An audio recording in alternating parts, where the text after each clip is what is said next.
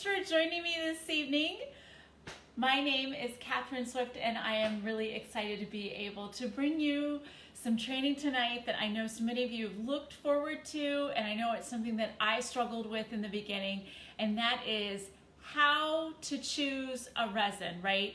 It totally can get confusing and overwhelming, and so I'm going to spend the next 30 minutes walking you through a simple roadmap of some questions you can ask and some information you can gather to help you make the right choice for the right resin for your project. So, okay, so it's right at 8 o'clock. I'm going to give this another minute or two for everybody to kind of join in and say, kind of get all set up and stuff. And so in the meantime, I've got a friend I'd like you to meet. If you haven't guessed already, I'm in my kitchen this evening where I can have a little room and lighting, and this is Fred. Fred is my love. Fred is just my love, right? Fred found us. I don't know where Fred came from, but he just showed up one day, and he's never left, and we just love him dearly, right, Fred? Fred's my buddy.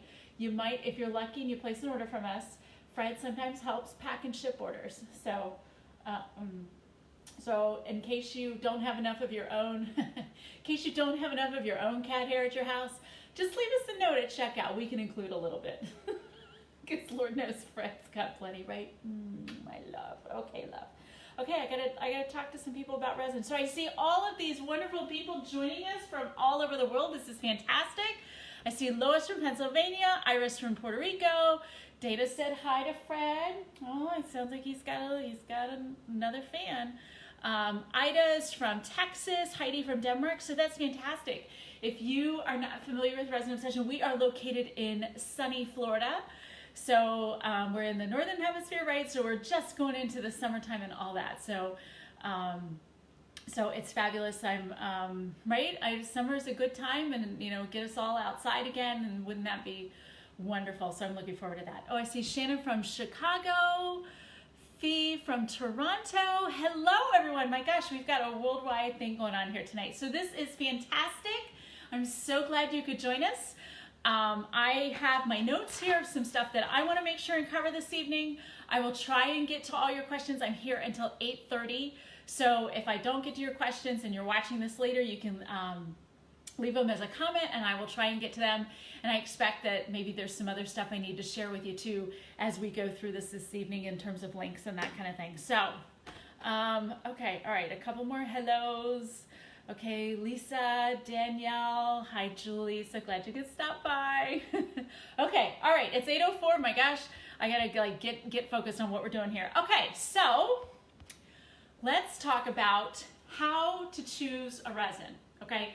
And if you're confused about which one to buy for your project, I'm here to tell you it's not your fault, okay? When I first started making stuff with resin like 13 years ago, I was in the same spot that you were in terms of you want to make something and you buy a resin and you're just like, I don't know. And I would buy one and use it, and sometimes it worked, sometimes it didn't, and I never really understood either why it worked or why it didn't work.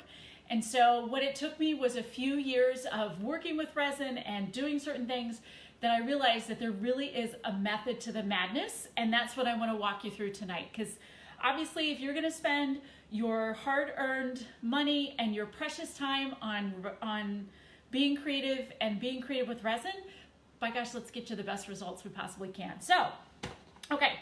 All right, so if you're multitasking, come back to me for the next 30 seconds, okay? 30 seconds, put down whatever you're doing, 30 seconds. And if you take away nothing else from this evening, I want you to take away this. There is no one-size-fits-all resin, okay? Let me say that again. There is no resin that will do everything you could possibly want to make or do with resin, okay? So what I mean by that is the resin that you put on your artwork surface may not get you the best results in molds, okay? The resin you use in molds may not get you the best results on your tumblers, okay? So what I'm trying to say here is that I appreciate, right, that you want to not spend any more money than you have to, that you don't want to buy any more products than you have to, that you just don't want to keep up with any more than you have to. I get it. But there are a few key things that we're going to talk about that you need to keep in mind, that at least moving forward, you can make an educated and informed decision on what's the best resin for what you want to accomplish, okay? All right, so big picture here. Let's start with the big picture, and here's where you need to start. First thing, are you going to put your resin into something with sides, or are you going to coat a surface? All right, are you going to put it in something with sides, and that sides could be a mold, maybe you're filling a hole in a piece of wood, maybe you've got your wood blocked up, you're going to make a river table. Basically, are you putting your resin into something that you can contain it, okay? Or are you going to put your resin on something where you're trying to get a thin, glossy coat on that surface, okay? And that surface might be artwork, it might be a tabletop, it might be a table, it might be a tile, it might be something else, okay? So that's the first question you need to ask yourself. Are you going to fill something, or are you going to coat something? All right? Once you answer that question, everything else gets really easy, okay? So right away, so I want you guys, like, you're here and you're probably thinking to yourself, right? Hopefully, as we're talking about this, you're like thinking about some projects you want to do or whatever, okay? So the reason this is important is if you are going to fill something like a mold, you need a thin, watery consistency resin. If you're going to coat a surface, you need a thick resin, okay? So the reason that's important is you can't have both, right? You don't want a thick resin in a mold, you don't want a thin resin on a surface, okay? And we can save that conversation for like another day on all the chemical properties and this and that and the other. But that's where you need to start. Thin resin for mold, river tables, holes, that kind of thing. Thick consistency resin for coating artwork surfaces, tabletops, countertops, tumblers, that kind of thing, okay? So, all right, you're already thinking in your head, right? Okay, I need a thin resin, I need a thick resin. Okay, great. So once you've got that part, then it just comes down to some of the simple nuances of that specific resin, okay? So at this point, it's kind of like buying a car, right? You've got Ford cars, you got Chevy cars, you got Toyota cars, you got, like, throw in any name brand in there, right? And you want to buy a four-door sedan, right? Which they've all got. So how do you choose one car manufacturer over another car manufacturer? Comes down to all the little specific details of that particular car, okay? So for somebody, like myself, I've decided my next car's got to have Bluetooth in it, okay? Right? So that's definitely a feature I want to go for, okay? Whereas you want to maybe be sure that your car has cruise control, or maybe you want one that's got OnStar, or maybe you've got something like, right? So it's all those little kinds of nuances that are going to help you pick either the thin casting resin or the thick doming resin. Okay, right? So you've got the big category pick. Now we just got to pick out or talk about the nuances. All right, so first specific detail under those like nuances of choosing a resin is you need to know what kind of resin that you want to work with. So if you're a beginner, the best advice I can give you is to start with an epoxy resin, all right? Epoxies are very forgiving to work with, especially for beginners. They don't require as much technical skill. They don't require as much technical equipment and expertise. They're pretty easily available. Really, epoxies are where you should start. Some of your other options you may run into are polyesters and polyurethane resins. Polyesters are a little fussy in how they have to mix in terms of the resin and hardener together. Polyurethane resins are moisture sensitive and tend to not have as long of a pot time, which we're going to talk about next, a pot time to work with. So just double check the kind of resin that you're looking at, and epoxy is where I would tell you to start. once you feel really good with an epoxy, or you find that you're working on projects and you really want some other benefits to your resin, then yeah, maybe a polyester or polyurethane is a good thing to try next. But at least in the beginning, if you're a beginner, let's start with an epoxy. Okay, so that's number one. Number two is you need to know the resin's pot time.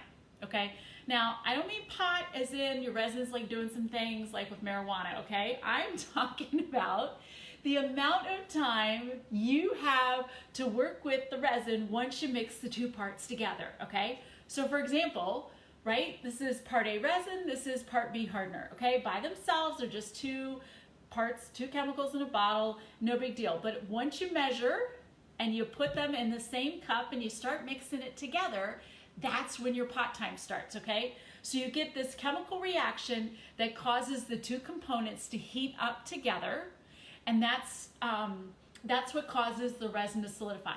This time starts once you put the two parts together. Okay, and the reason that's important is, especially when I'm teaching beginners, they think maybe that timer doesn't start until they're done mixing. Oh no, it's been working.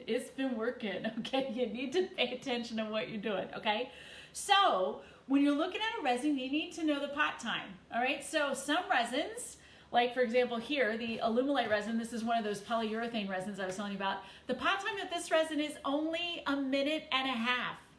Not something I recommend for beginners, okay?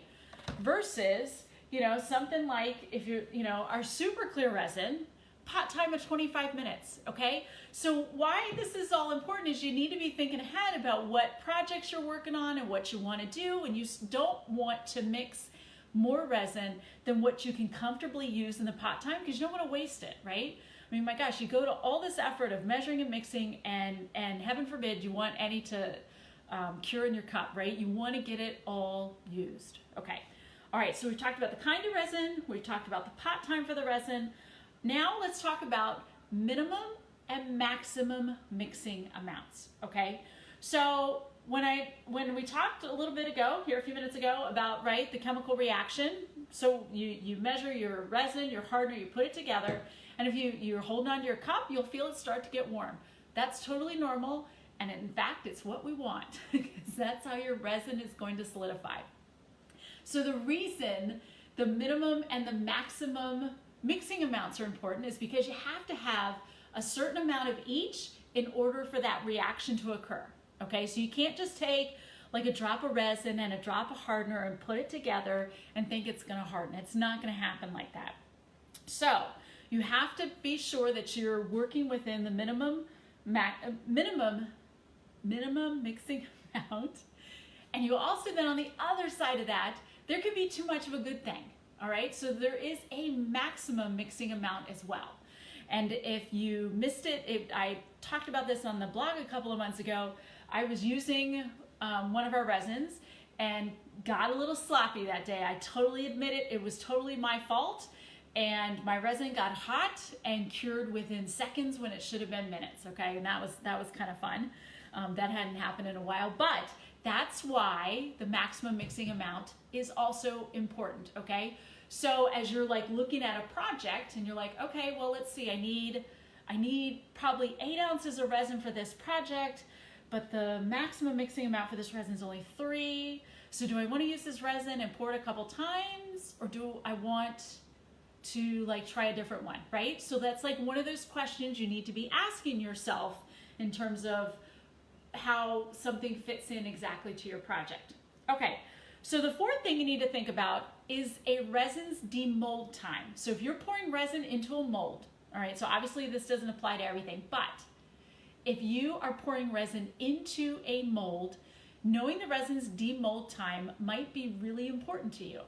Now, if you're new to resin, demolding time is the time when you can take your resin mold, gently remove the casting out of the mold. It's cured enough that it's not sticky or wet, but it's still a little rubbery. So what you do at that point is you can take your resin casting out, set it aside, and let it to continue to cure for the additional hours or days that it's needed in order to reach that full cure time.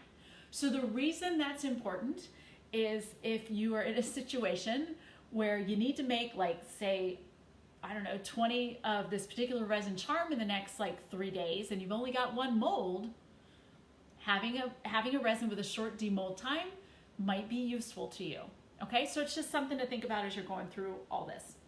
Okay, so number 5 on my list is a resin's cure time. Okay, and cure time relates to demold time as well. It's all kind of like relative. It's all on the same scale there. But cure time is the time at which the resin is generally 90 to 100% cured. And at that point, you can start to work with the resin to do what you need to do to finish it. So it might be, right, if it's jewelry, you might be applying a bale.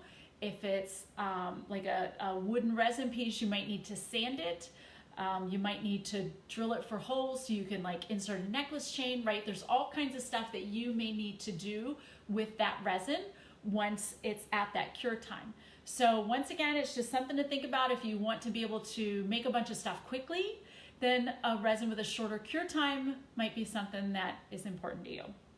Okay, the next thing that might be useful to you or something you might want to consider is if you are making items that you want someone to use in their kitchen, on their buffet table, at a party, something like that, and maybe you want something that people can put food on or have a casual food contact with. So like a charcuterie board, maybe you've made like a dish for appetizers, something like that. And in that case, you would want to know if a resin is FDA compliant. And so, for example, this is the Alumalite Amazing Clear Cast, which is in our store, and it has the FDA compliance statement. And what that says is, I'll read it right to you, complies with FDA 21 CFR 175.300 for coatings intended for indirect and direct repeated food contact use when accurately measured, thoroughly mixed, and fully cured. Okay, so if that's something really important to you, then you want to be sure that your resin has that information or has that statement included with the packaging. Okay, all right, so number 7 on my list of things for you to consider when you're choosing a resin, and that is the UV protection of the resin that you're looking at. So depending on what you're using the resin for, something with really great UV protection might be really important to you. If you're coloring the resin, it might not be quite as urgent, okay? Generally, you're gonna start to see resins yellow at some point in their life. Unfortunately, not all resins are going to yellow with time, but it's something that you should look at and consider to see if you're working with formulas that have UV protection added to them. Okay. All right, so let's review. I've got one more for you. So we talked about the kind of resin. We talked about the pot time of resin. We talked about minimum and maximum mixing amounts. We talked about demold time. We talked about cure time. We talked about whether or not you need something that's FDA compliant for food contact, UV protection, and then the last thing I'm going to mention to you is you want to make sure, at least if you're here in the United States, I don't know laws outside the US, but if you're here in the United States, you want to be sure that you are using a resin that is conforms, this is what you want to look for, conforms to ASTM D4236, okay? That's a very important statement, and here's why. Not only is it the law, okay, but it also means that the resin has met the government safety standards to ensure that you can use it safely when you use it as directed, okay? So for example, for the Resin Obsession resins, like we have that ASTM certification, and our formulas have also been reviewed by a toxicologist. Like I take safety very, very seriously. I want to make sure that you can use resin for a really long time. And so all of our 4 formulas have been reviewed by a toxicologist and we've taken every possible safety precaution in making sure that you can safely use these products. And we have safety information that we encourage you to follow, such as wearing gloves and proper ventilation, but like it's really important. Safety with resin is something I really want everybody to take seriously, and we take it seriously here. So those are the 8 things that I would tell you where you need to start. So once you kind of work through all of those and decide, you know, what you're working on for your project, and then you can kind of then, you know, see how it applies to the resins you're considering. Now, of those 8 things, you're probably thinking, okay, well, that's great. How do I find this stuff, right? Right? It's a lot of information, right? It's like, right, we're shopping for a car. I mean, you're like, gosh, Lee, I just need some resin. I just make some jewelry. Okay, it's cool. I got it. The good news is if you come to Resin Obsession to buy your resins, I've got all this information for you in a downloadable PDF. Okay, so we've done the heavy lifting for you. I will include a link to that article that shares all that information, and you can look and you can compare and kind of figure out which one works best for you. Okay, so we are here for you. If at any point you're looking at this sheet and you're like, you know, I don't really know, I think this is what I want, but I'm not really sure, shoot me a message. I gotcha, okay? I gotcha. We take care of you here. So I'm gonna just take a moment quickly and run through the resins we have here at Resin Obsession, and some of these details and their best uses, and hopefully give you some ideas on some future products. Okay, so going back to the top of the hour, we talked about casting resins, right? The resins that mix thin like water, because you're gonna pour them in a mold or a river table or that kind of thing. We've got 3 resins there to get you going. So resin number 1 is our Resin Obsession Super Clear Resin. This resin has a minimum mixing amount of 1/2 ounce, no more than 3 ounces. Fantastic UV protection.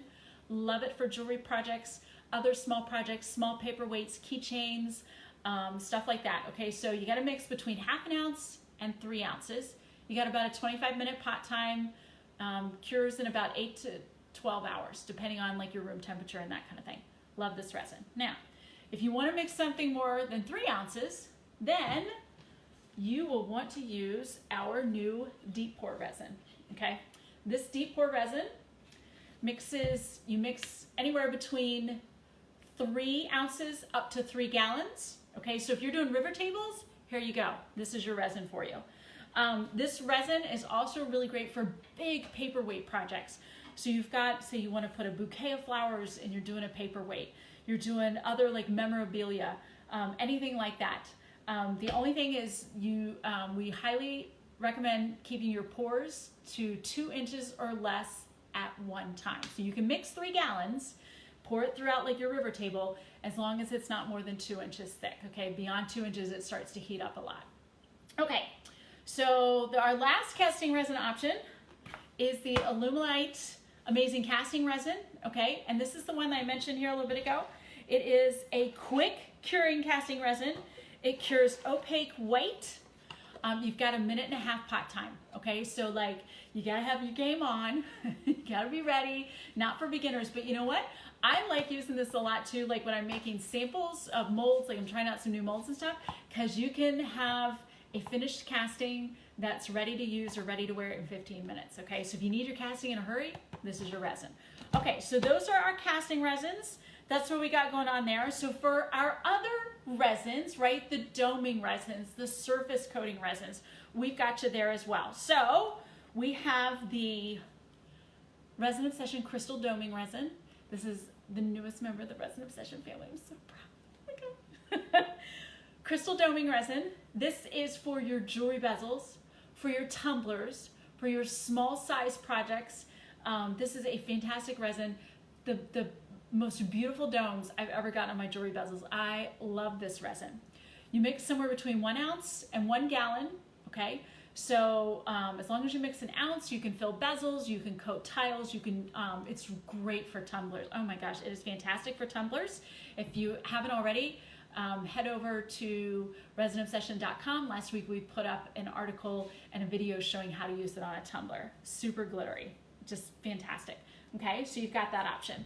So if you want to do something for a bigger project, okay, so let's say you want to cover a countertop, you want to cover a canvas, you want to cover an artboard, you've got something big going on, then you need to meet our artwork resin, okay? So this is our artwork resin. minimum, minimum 3 ounces of mix, but no more than a gallon. Perfect for, you know, your art needs. You can keep it clear, you can color it, you can use it to cover photographs. I shared an article a couple weeks ago. I made a collage board for my mother-in-law for Mother's Day, coated it with this, turned out just gorgeous. Oh my gosh, and she loved it. She was so surprised. So we've got that, and then the last choice is if you need a doming resin, but you need something that's gonna have that FDA compliant curing finish, okay? Then that's where you wanna use the Alumalite Amazing Casting Resin, okay? So all of these resins are in our store. You just head on over and there's links at the top of our store, you know, so you can find stuff. But this is also a doming resin. You can use it for surfaces, especially if you need that FDA compliant finish to it. Okay. All right. So, oh my gosh, I've been talking a long time, people. I just now looked at the clock, right? I said I was only here 30 minutes, and that means I got 3 more minutes. Okay. I've seen some really great questions go through the feed, so I'm just going to go back and see if I can't find some of these people or find some of these questions and talk. And I got to tell you, some of you people who are up in the middle of the night watching this, man, y'all have a resin obsession, okay? Like that's a sign, like you totally got a resin obsession, okay? Oh my gosh. Okay, so let's see, we got some people. Let me go back here. Okay. Dana Renee was talking a little bit about cost.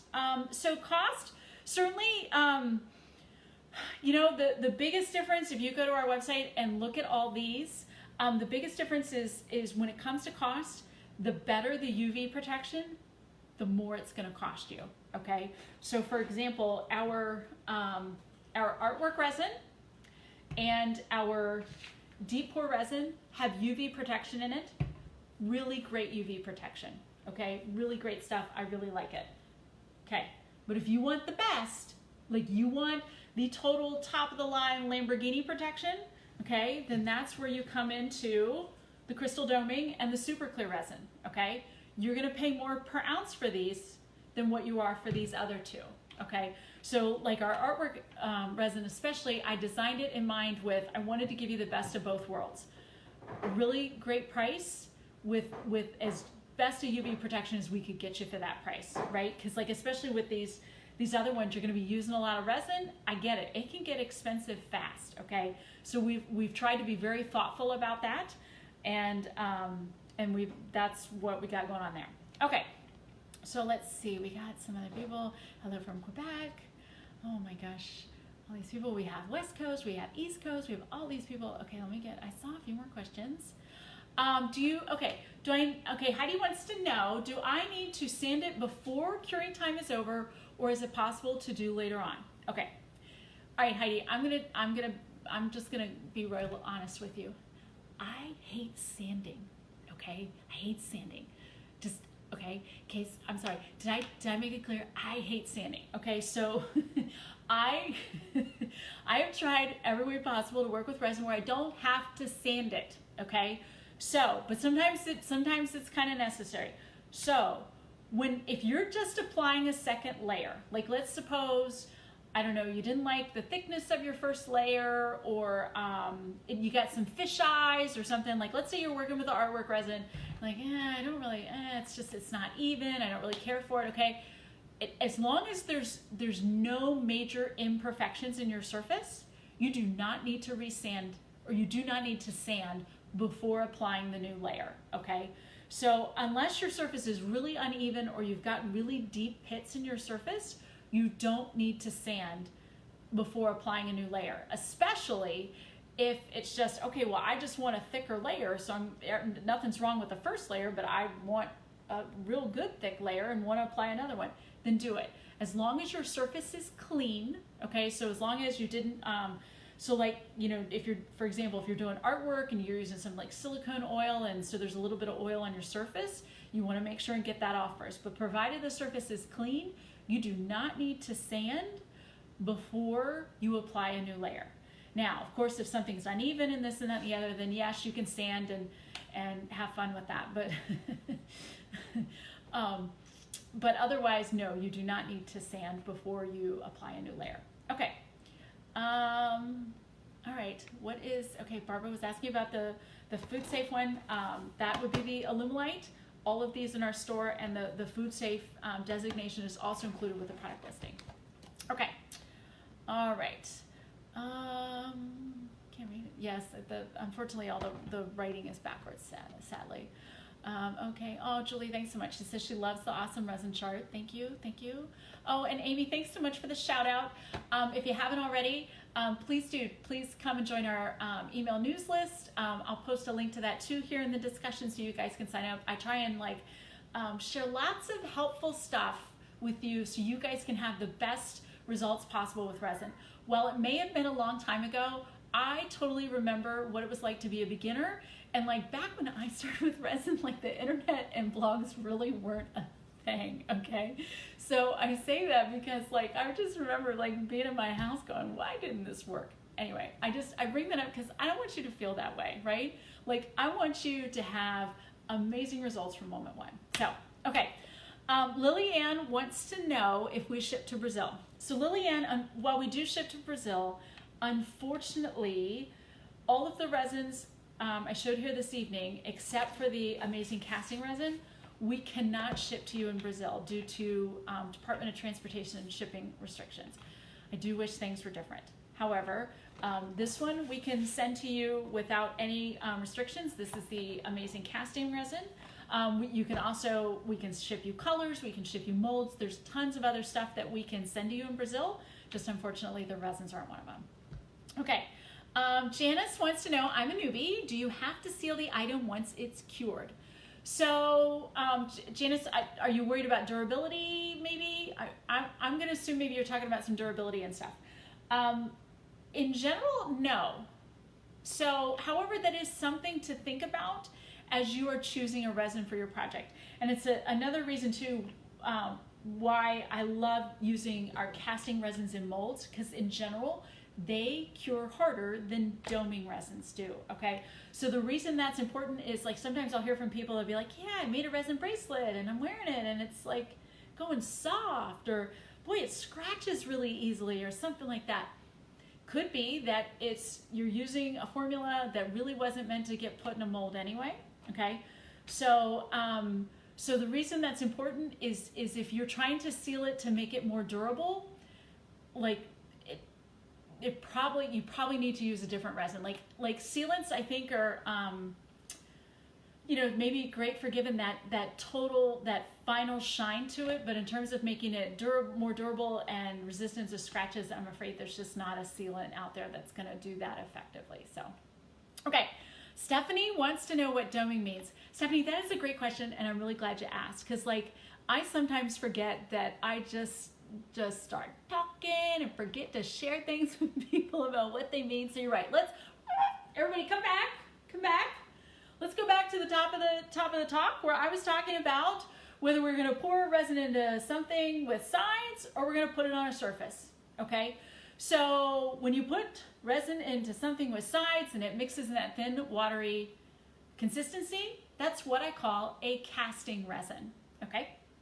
When you are going to mix that resin that mixes thicker, my God, I can't talk, mixes thicker, so it's like honey or syrup or something thick like that you're going to put on the surface, that's what I call a doming resin, okay? And when you come to Resin Obsession and look at our chart, we've got that information there for you. So we tell you right away if it's doming resin or if it's a casting resin. Oh, and you know what? Here's also, okay, if you're multitasking, okay, I got another multitasking thing. If you're multitasking, come back to me. Okay, this is really important too. So resins can either be doming or they can be casting, okay? They can't be both, all right? So the reason that's important is it either mixes thick like honey, it mixes thin like water. So meaning it's good to coat surfaces, it's good to put in molds. It's not good for both, okay? And I say that because unfortunately, there's some other resin companies out there that will tell you their product is good for everything, okay? So I'm not going to tell you that, if you put resin on an artwork surface and then decide you're going to pour what you have left in a mold, that the resin's going to and shriek, oh, I can't cure, I'm in a mold now, no, I can't do this, no, it'll cure. It's just you're going to take it out and you're going to be like, huh, like this is all full of bubbles, but wait a minute, my artwork is fine. I don't understand why is the artwork fine and this isn't in the mold. Why is it? I don't understand. It's because those doming resins are only meant to get poured in a thin coating because they're thick, and it's harder for bubbles to rise to the surface and pop. Okay, so these are only meant to go in coatings, right? Real thin coatings, so that way the bubbles can come to the surface and they can pop, and you can have this beautiful crystal clear coating and everything looks great. But in a mold, especially a thick mold, the bubbles are all like trying to get to the top and then they just kind of stop because your resin's starting to cure. Okay, so that's why that's important. Okay, okay. So Stephanie also asked, so do you even dome a tumbler, not just a jewelry bezel? So Stephanie, you can do both. So if you're working in jewelry bezels, you can use the crystal doming resin. If you want to apply that beautiful glossy surface that I know people love to do on tumblers, you can do that as well. This is a fantastic formula for this. Our best UV protection.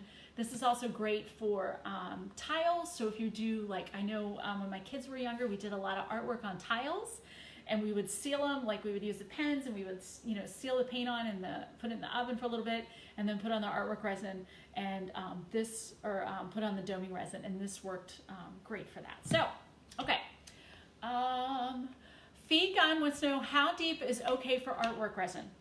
So artwork resin, like the crystal doming resin or like the Alumalite resin, because they're all doming resins, you should only apply them in layers of 1/8 of an inch or less, okay?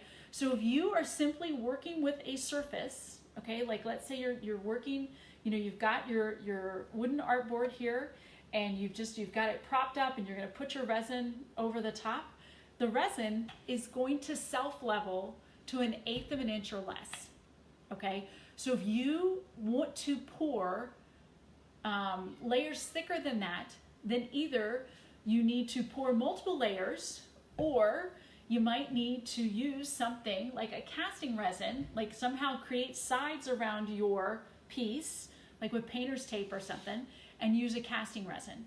That's you know, it's hard both ways.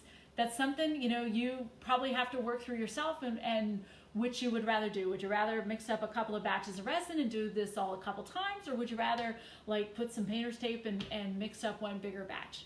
You know, 6 on one hand, half dozen on the other. So, okay. Amy, I make jewelry and it never comes out the way I want. Now I realize it's not because I'm using a doming resin. Girl, I get it. I get it. I was there too. I totally get it. Like, it's like, right? You think you're doing something wrong. It's not your fault. It's not your fault. Okay. Let's see. Okay, I do have a resin obsession. Lillian has a resin obsession. Iris is making a comment. I live in a hot island and the resin never cures totally. So it's kind of hard to say what's going on without knowing the specific resin you were using. If you happen to be using a polyurethane resin, those are moisture sensitive, so it could be something like that going on. If anything, the extra heat tends to make resin cure faster and like shorten your pot time and stuff, so I'm not sure what's going on. So you may want to check directly with whoever is selling you the resin or the manufacturer to see if they have some specific advice. So Amy was saying, I use Alumalite to make jewelry, but it never fully cures. What am I doing wrong? It's kind of hard to say. It depends on maybe what you're including in the resin. You know, maybe it's not getting warm enough. I'm not really sure. There's multiple scenarios that could be going on. So why don't we do this after the talk, probably in the morning. Probably in the morning, I'm not gonna lie, probably in the morning. I'll include a troubleshooting link that you can, you know, should give you some ideas if you can kind of read through and see what's going on, and see if anything sounds like something that might be going on and something you can try differently. Okay. Thanks, Amy. Amy's like, please make longer live streams. This was great. Oh my gosh, thanks so much, guys. It's kind of, oh, hi, hold on. Hi, Tommy, would you like to say hello? Hi. Oh yes, I know. So we have another kitty. This is Tommy. Yes, Tommy also found us too. Oh, he's like, oh dear, I'm on a live. Right, Tommy's a little shy. Hey, now he's trying to bite me. We laugh like Tommy when he comes to help us fill orders. Like my kids were laughing the other day because he just stayed in the doorway. Like I had to leave the door open. Like, dude, what's up? And my kids were like, he's making sure you're safe from the murder hornets. And I'm like, oh, okay. Well, then we'll let us he can do his thing then. Okay, cool.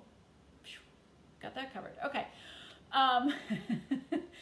Okay, we have, oh my gosh, we have hi from Ohio, Regina from Tennessee. Daniel is asking about using an air compressor to move bubbles. So Daniel, it sounds like you're talking about either a pressure pot or a vacuum chamber. So a pressure pot is what you want to use. I'm going to be honest with you, my pressure pot experience is limited. So theoretically, any of these should work in a pressure pot, but I hesitate to say, oh yeah, they definitely do, because it's not something I've done. But the chemistry and the chemist, and we've all talked about them, theoretically everything should be fine in a pressure pot. So, okay. Now my cats. Okay, hold on. Kitties, I'm on a live. Oh my God. Like I tell my whole family to be quiet. And yet the kitties are the ones making noise. That's great. Thanks, cats. Okay. All right, Cynthia wants to know, for casting resin, do you need a release agent? Okay, so Cynthia, the release agent is more important on the mold side, okay? So I always recommend using a mold release, okay? And here's why. There's like the big reason why. Lots of times you can put resin in a mold and things are probably fine, right? I'm not gonna lie, things are probably fine. Here's the number one reason why I use a release agent. It's kind of like wearing a seatbelt. Right? How many of us get in our cars every day? You know, we drive around town, had the seatbelt on, everything's fine, didn't need it. But that day you need the seatbelt, you need the seatbelt, okay? Mold release is the same way, all right? So if something goes wonky, something ain't curing, something like, ooh, things are kind of weird, the mold release may be the only reason you get whatever it is out, your goo or your mess or your whatever, to let you salvage the mold, okay? Mold release is also great because it prolongs the life of your mold, all right? So you're not having to twist and pull and do all this little torques and that kind of thing to get your stuff out. Because silicone especially, you'll get like little micro tears in your molds that you can't see, and that's why over time your molds break down. So I always use mold release. I recommend it highly. We've got several in our store that can get you set up. Okay, I'm a super newbie. I have a problem with holes and sticky resin. Okay, holes and sticky resin. I got a couple articles on that too, so why don't I share them in the morning too and give you some light reading to go with coffee and personal time. Okay. Fee Gun wants to know, does the artwork product need heavy ventilation? So I always recommend excellent ventilation when you're working with resin. You know, it does not require respirator use. Okay, I can tell you that. It does not require any special ventilation system or whatever. That being said, you know, I like to have a circulating fan in the room where I'm working to kind of keep the air moving. If I'm fortunate enough that I can actually open the windows, I will open the window like on one end of my studio and then open it on the other end and kind of use the fan to help draw air through.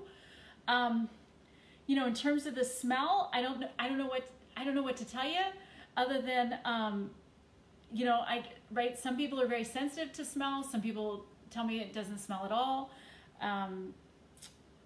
Great ventilation. You definitely need great ventilation, and that's with any of the resins that we sell, whether it's our artwork resin or something else. You definitely have got to have great ventilation. So, you know, if you go into it with that, I think you'll do fine. And you know what? I will tell you, even though we don't sell a resin that requires respirator use, if you feel better wearing a respirator, then do it. Okay. I don't have my respirator here this evening, but when I'm pouring large volumes of resin, I wear a respirator, and it's fits close on your face. It's got the cartridges for fumes, right? It's just, you know, because I pour so much, I don't want to take any risks with my health. So I will wear a respirator in addition to having all that extra ventilation. So certainly your safety and health are very important to us. And so even though it's not required or not a part of the recommendation made by the toxicologist, if it makes you feel better, then do it. Okay. Okay. All right. So I see some other stuff, some answers. Also, is there a way to okay, Latressa wants to know, is there a way to break down the resin to save your product when it hasn't cured well? No. No.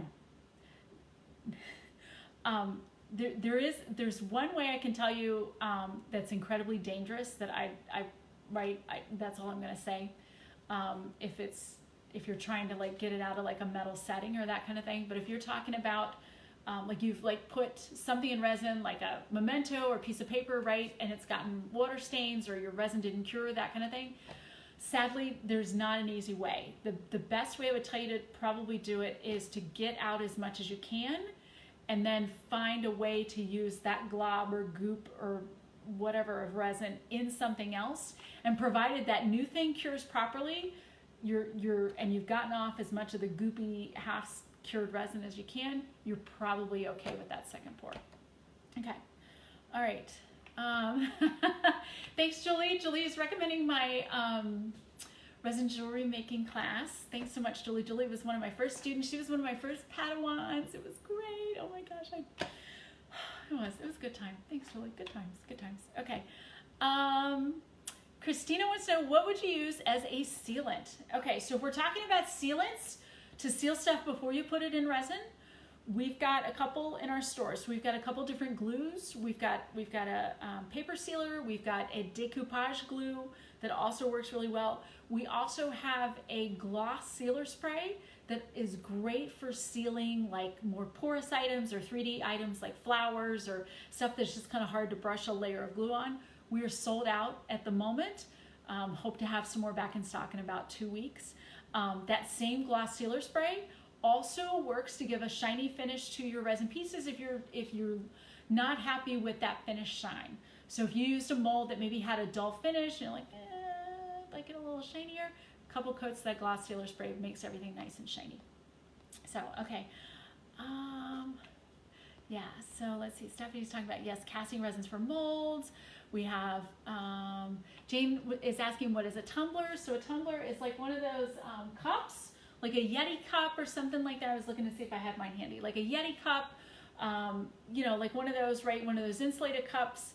A lot of people, right, are buying the plain cups, and then you kind of decorate them yourself, and you can put a layer of resin on the outside to help make it a little more durable and give it a really thick, bright, glossy finish. So perfect. Okay, Stephanie, I'm glad we can help you. Crystal wants to know where you're located. We are in sunny Florida, USA, and everything, we are open in shipping orders while all this is going on with COVID. And so if you order by noon, Monday through Friday, your order will ship the same day. Okay. All right. Okay. Thank you. Okay. Thank you. Pat wants to know where UV resins fit in. So I'll quickly mention that we don't sell UV resins, and I will, the reason why is, we don't sell products that I wouldn't use myself. Okay. I was, before I took over Resin Obsession, I was an artist who retailed and wholesaled jewelry across the US, Canada, and the Caribbean.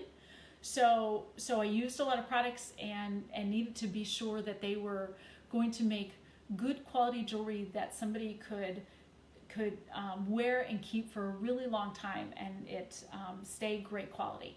And so the reason that's important is when I took over Resin Obsession, you know, you guys are doing the same thing, right? Like, you guys want to make really great stuff that you know your customers are going to want to have for years. And even if you're not, you might be making a few Christmas gifts. You might be making a birthday gift. My goodness, it's graduation season. You might be making graduation gifts. And you want to know that you can give, when you give that gift to somebody, that it's something they can cherish for a really long time. UV resins, I think are hard to work with. I think they don't give as nice a results as the two-part resins do.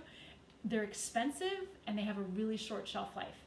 And so it's one of those things that I got a couple different ones. You know, it's like many of you have asked, what about UV resins? How about some UV resins? And I've tried them, and I don't care for them. Okay, they're not a good fit for me. And if it's not something I believe in, then I'm not going to try and sell them to you guys. Okay. Hey, Tommy. Hey, Stacy said hey. Hey. Okay. Okay, perfect. All right. Oscar wants to know if I have a preference between powder or fluid pigments, and Tommy is such a regal cat. He is kind of very, right? I mean, he would totally scare off murder hornets. Okay. Powder or fluid, I don't necessarily have a preference other than for me, it's a personal issue. I find I can mix liquids better in with resin than I can powders. And I can't make gravy either. I'm sorry, I can't make non-lumpy gravy. Like my gravy always has lumps in it, right? And it's almost like the same thing happens to me with powder sometimes with resin. So I generally go for the liquids first, but it comes down to, you know, personal preference. And actually my way around lumpy powders in my resin is you can actually take a little bit of resin, a little bit of powder, and kind of mash it all together, kind of like you're making a real thick stock solution, and then scoop that and put it in your bigger cup of resin, and it generally mixes okay. So that's my way around that. But I'm usually grabbing my my liquids first. So okay. Okay, all right.